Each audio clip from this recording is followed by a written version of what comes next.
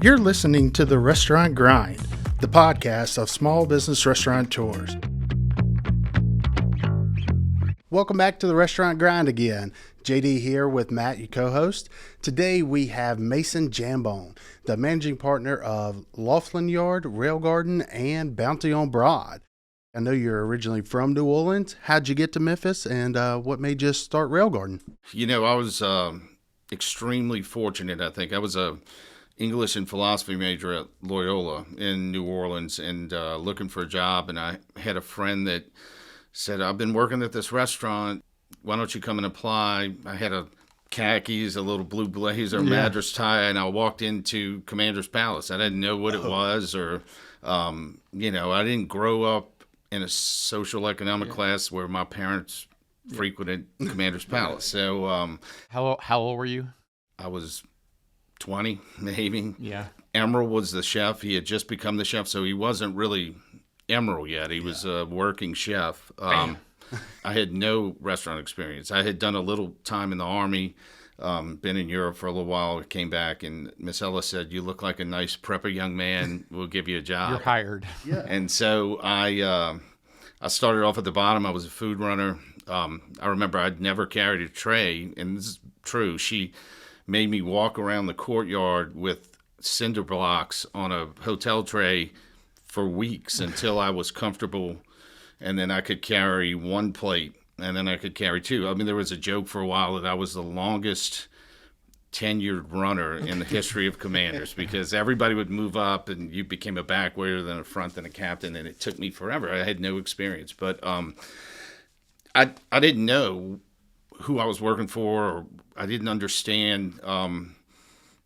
you know, the gravity of the situation that I was, but I happened to join them at the time that we were winning James Beard Awards for service and, you know, best restaurant.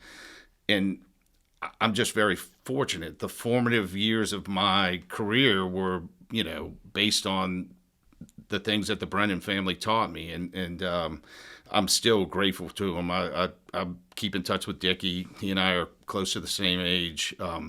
You know, when I go back to New Orleans, I always go to one of the places. So I worked for him for about 13 years, on and off. I was the GM at Palace Cafe. I opened and was a GM at Dickie Brennan's. I was a GM at Redfish Grill. And then I went out. Ralph Brennan and I opened up two restaurants in downtown Disney in Anaheim. So I went out there as the West Coast Director of Operations. And then if it hadn't been for the hurricane, I'd probably still be working for Ralph. What happened was all of our operations in New Orleans were destroyed or destabilized. We had no revenue coming in. And he, you know, honestly couldn't afford to continue to pay me like I was being paid, and I had moved to Orange County, which was, you know, I couldn't afford to live here without being paid like I was being paid.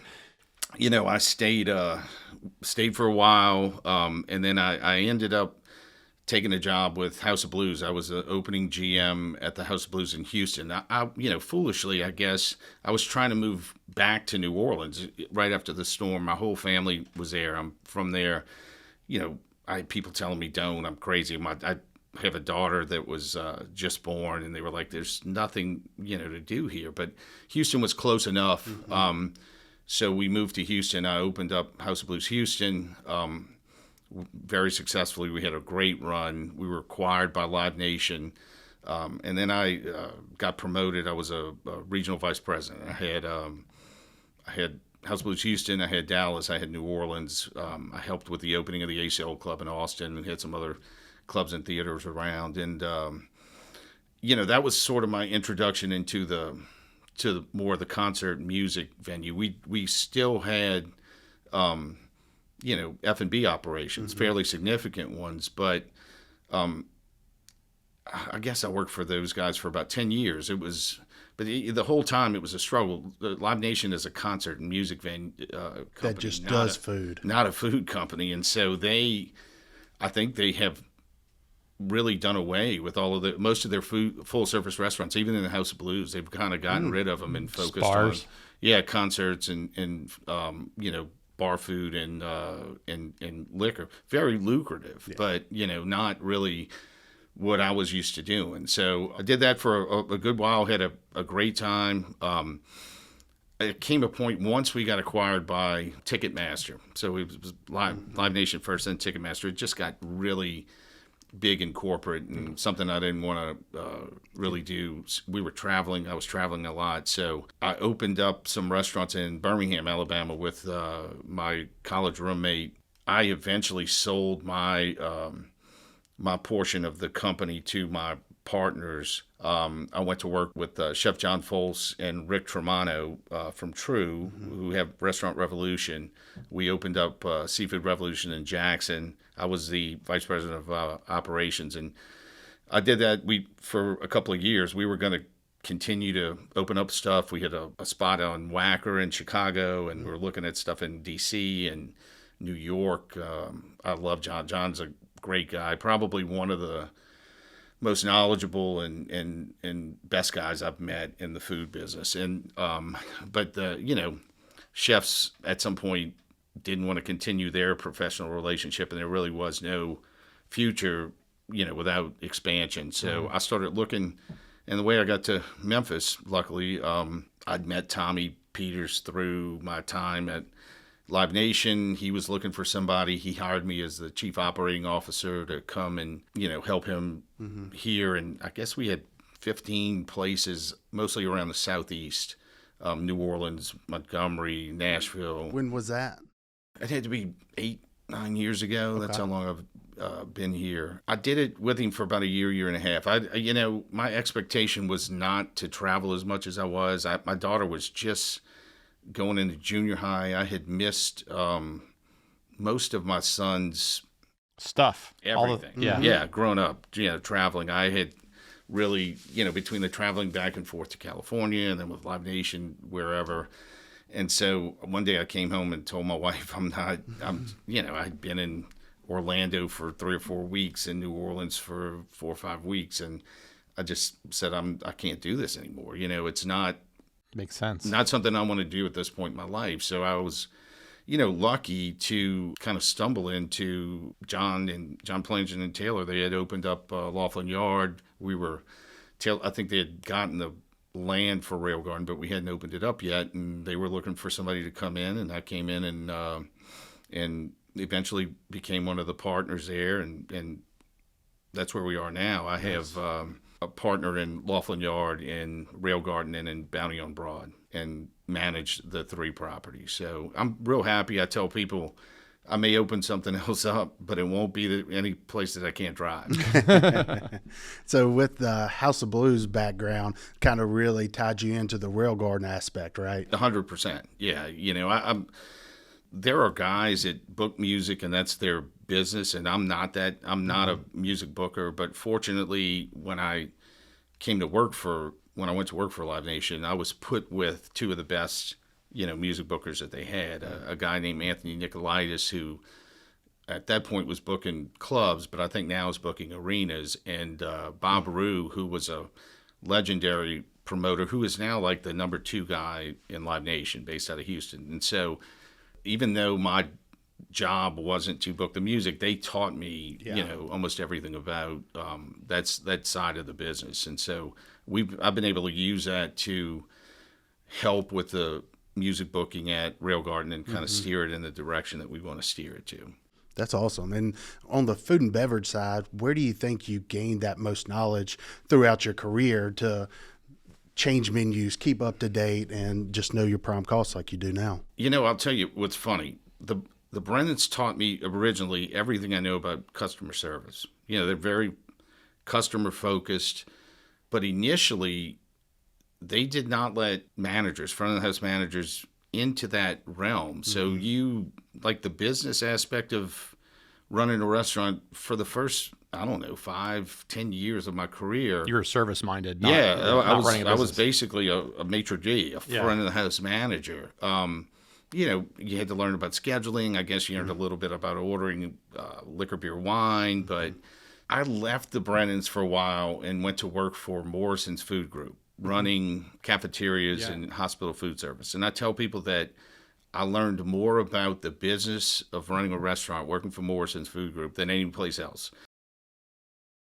I was looking for a way to get back to New Orleans and got a call from Dickie that they were going to open up Dickie Brennan's Steakhouse. And I left there and came back, and I knew so much more about the business of running a restaurant that my ascension in the company was pretty quick after that, because I had an advantage over the guys that had stayed and had not, gotten that other perspective. And look, the Brennans were great about that. They would tell people, cooks, managers, you need to go work somewhere else for a little while. Like, they wanted you to go out and get around. And if you ended up back with them, you did. And if not,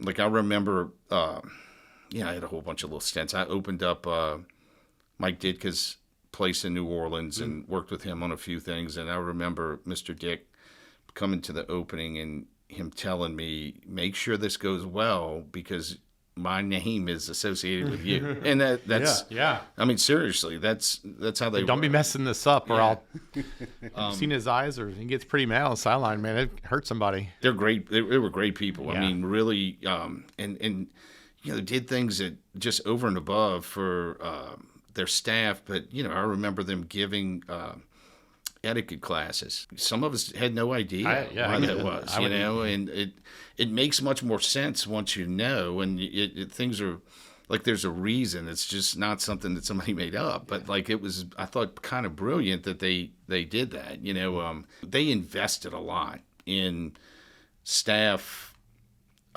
knowledge and education, not just pertaining to their particular business. I mean, we had a lady, Marianne Steerwald, who was she was our wine buyer. She wasn't a sommelier. She used to be a nun, and I guess didn't want. She knew one kind of wine. Yeah. Yes. The blood of Christ is pretty good wine. That's right. Like between shifts at Palace Cafe, at Commanders, wherever we were, she would come around and I remember drinking great wine, and she would make the kitchen, make food. And I remember asking her one day, Marianne, why are we drinking all this really expensive wine? And she said, you don't want to drink bad wine. You don't want to sell people bad wine. And she was like, look, people make a lot of pretense about wine, and wine, it's just grape juice, and everything's subjective, and nobody can really tell you, oh, I had that wine, because it's always changing. What do you like? She said the most genuine thing to do is to drink the wine with the food, and then you can honestly tell a guest, hey, I just had that with that catfish pecan, and it was great. Yeah, because that's what everybody asks when you're asking your server, like, hey, what would go good with this? Yes. I think, a lot of that, we miss a lot of that now. In cities like New Orleans, Chicago, San Francisco, New York, there are professional servers who make great money, over 6 figures. That's what they do. They do that for the rest of their lives. Some of them go into management, some of them don't. Cities like Memphis, Birmingham, Jackson, it's a younger generation. They maybe it's their secondary job, so sometimes it's harder to get the staff. It's not a career yet. It's just a job. Well, or to take it at least seriously, But what I kind of tell them is, you're going to get as much out of it as you put in. Put some effort in. We'll teach you some life skills that you'll, whether you become a banker or a car salesman or whatever.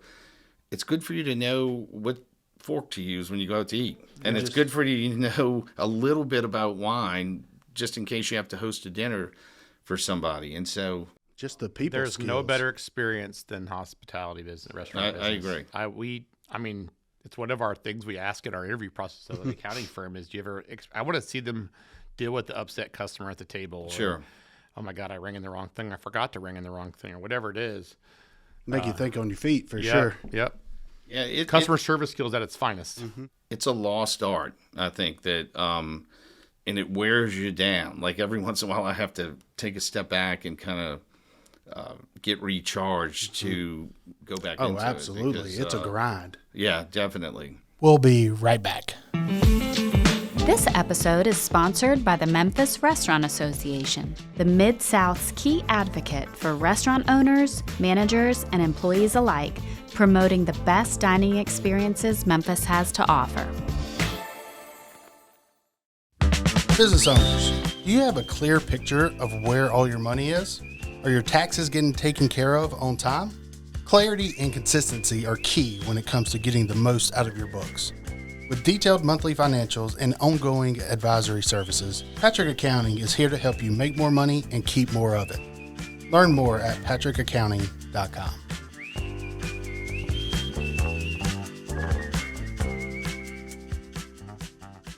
Memphis, I told you before we started, reminds me of New Orleans a lot, good and bad. Tremendous food culture, music culture, Political struggles, yes, culture issues. 100%. And so I love it. I mean, I loved New Orleans. I loved Houston. I'm not a Nashville guy or a Dallas guy. I like to live in a city that's a little bit more gritty. Yeah. That is, but I feel like we're kind of on the precipice. I think that Memphis has a PR problem. I don't think, obviously everybody talks about crime.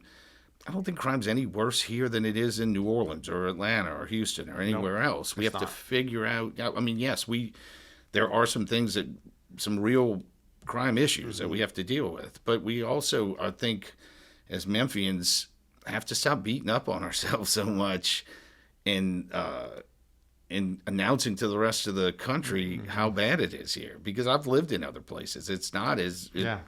Our problems are no different than St. Louis or Atlanta or New Orleans. We do have a bad PR problem. And same problem, all these, we have a poverty problem. We have a culture problem. We've got an education problem that turned into a crime problem. Yeah, 100%. Yeah. I sat on the board of the CVB for New Orleans and for Orange County.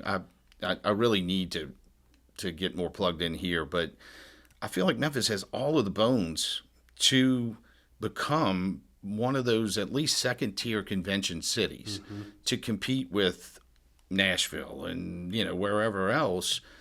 You just have to put it together, and it's hard, because sort of that chicken and egg thing. Like you need some tax revenue and some businesses sort of flourishing to have the revenue to build the infrastructure to get it going. But the infrastructure kind of has to be there, to attract some of these businesses. So, but, when guys like Fred Smith and those guys do what they did the other day and commit all that money to keep the professional team, that's a huge deal. People don't, I think, recognize how much... Yeah, what happens if they walk out, right? Yeah, how much of an impact that has on the